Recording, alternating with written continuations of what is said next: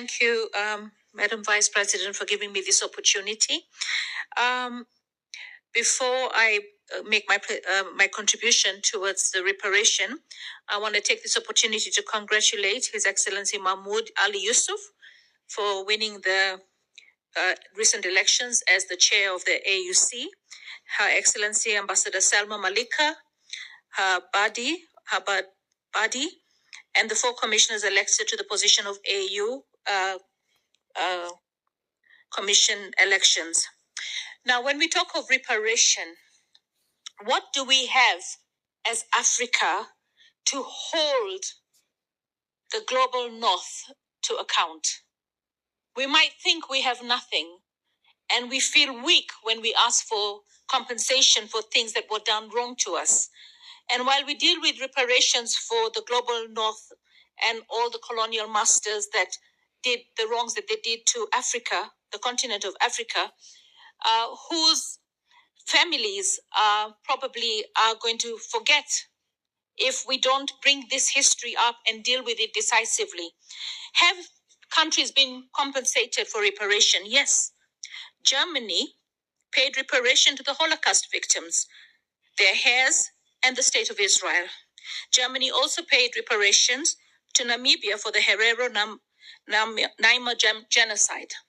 What I know is that when we feel weak as a continent, we will never be able to get what we deserve because we are already going to the table as people who are weak. But is Africa weak?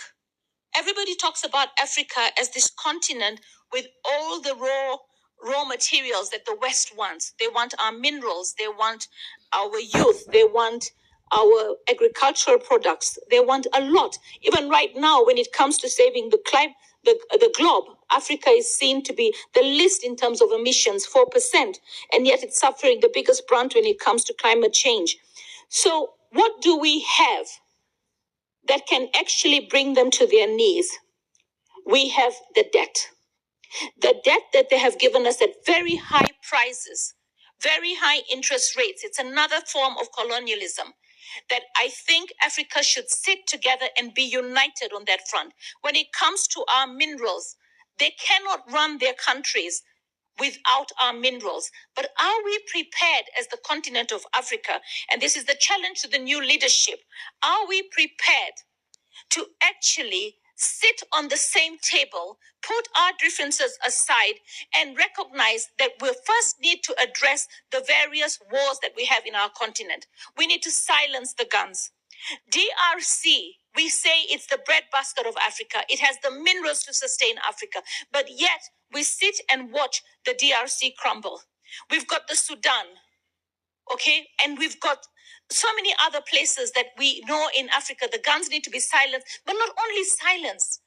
We need to come with a unity of purpose, a unity that Africa speaks with one voice, that all the leaders put their differences aside and remember that they are brothers. Irrespective of our religious backgrounds, irrespective of our tribes, irrespective of our gender, we need to come together with one agenda. And what is that one agenda? To make sure that Africa gets the reparation that it needs. And the only way we're going to do that is through unity of purpose. The prosperity of Africa depends on our unity. Are we prepared to be unified as a continent to be able to take what is rightfully ours in terms of reparation? Thank you.